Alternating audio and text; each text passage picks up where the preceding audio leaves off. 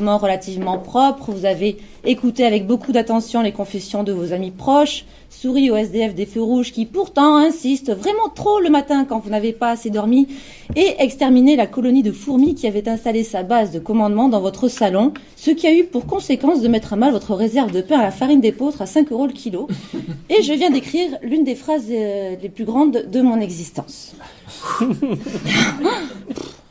Le dimanche, donc, c'est votre journée. Une journée qui commence bien puisque dès votre lever, vous décidez de rattraper les frustrations de la semaine et vous avez raison. Enfilez un vieux jogging, ne prenez pas de douche, faites en sorte de vous lever un peu trop tôt, manière de bien cerner vos yeux pour faire un peu peur. Rassurez-vous, vous ferez une sieste. C'est le moment de sortir de chez vous avec votre vieille odeur d'alcool et de cigarette de la veille dans vos cheveux, votre bouche et vos pores. Première étape pour un dimanche bien réussi, allez faire chier les SDF. Attention, vu votre état, ils pourraient vous prendre pour l'un des leurs, ce que vous n'êtes pas malgré votre apparence. Allez retirer 60 € en billets de 10 au premier distributeur qui se trouve sur votre chemin. Placez-vous à 2 mètres des SDF et contemplez d'un air satisfait tous vos billets. Si vous le souhaitez, vous pouvez leur donner un prénom. C'est plus drôle. Partez vite avant de vous faire agresser. Avec ces sauvages, on ne sait jamais. Deuxième étape, faire chier un gosse. Postez-vous à l'entrée d'un petit supermarché citadin ouvert le dimanche et remerciez secrètement Emmanuel Macron. Attendez qu'un enfant y entre et suivez-le. L'enfant ira naturellement au rayon sucrerie dans l'espoir à peine caché de se faire acheter des gourmandises par ses parents. Et c'est d'ailleurs bien pour cette raison qu'il a lâché son jeu vidéo pour aller faire les courses avec papa ce matin. Mettez-vous à côté de lui et attendez qu'il appelle son papa. L'enfant va faire plusieurs tentatives auprès de son géniteur et dans le pire des cas, ses demandes se solderont par l'achat d'une ou deux petites gourmandises et il en sera satisfait car c'est toujours mieux que rien. Pourrissez-lui sa journée et ses habitudes en achetant tout ce qu'il avait demandé à son papa en 3 exemplaires. Vous avez retiré 60 €, vous êtes large.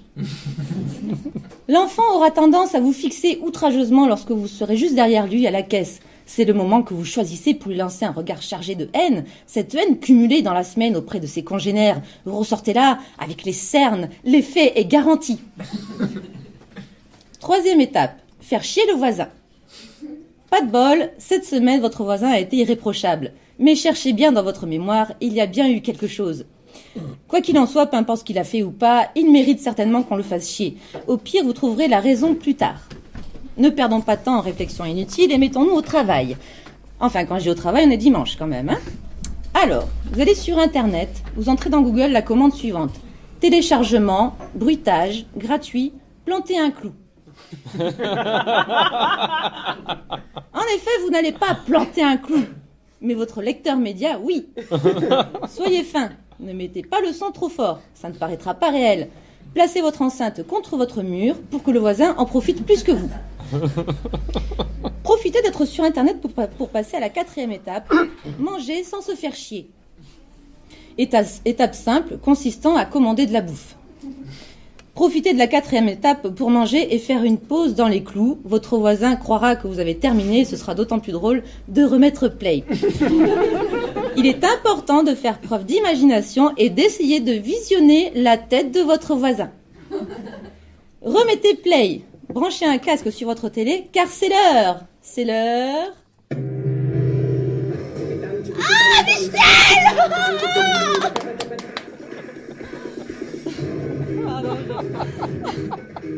Michel, quel charisme, quelle classe, quel style, quel corps. J'ai envie de me taper la tête contre les murs quand je te vois, mais je peux pas, j'ai un casque. 5e étape, Michel Drucker. Vous êtes sale, vous sentez la mort, vous êtes habillé comme une merde et vous avez envie de dormir car vous n'avez toujours pas fait votre sieste. Vous faut-il une autre bonne raison de regarder Michel Drucker? Mais c'est vrai qu'au bout de 10 minutes, les confessions orchestrées par Michel vous font étrangement penser aux discussions pénibles que vous avez eues dans la semaine avec vos amis.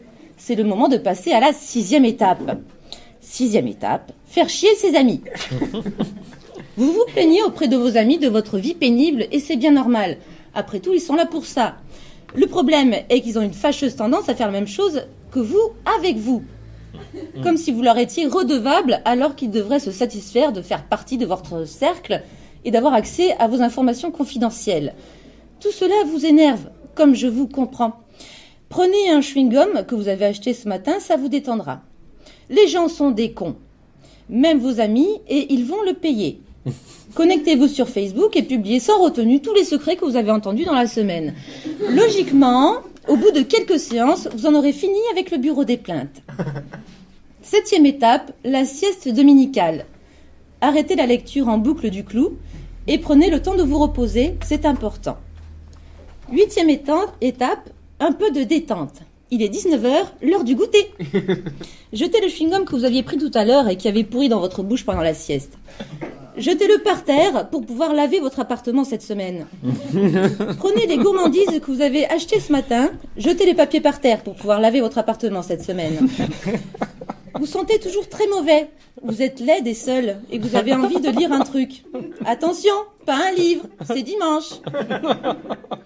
Je vous conseille de prendre un magazine, mais pas n'importe lequel. C'est pas le moment de vous culpabiliser de votre allure dominicale avec le mauvais magazine féminin.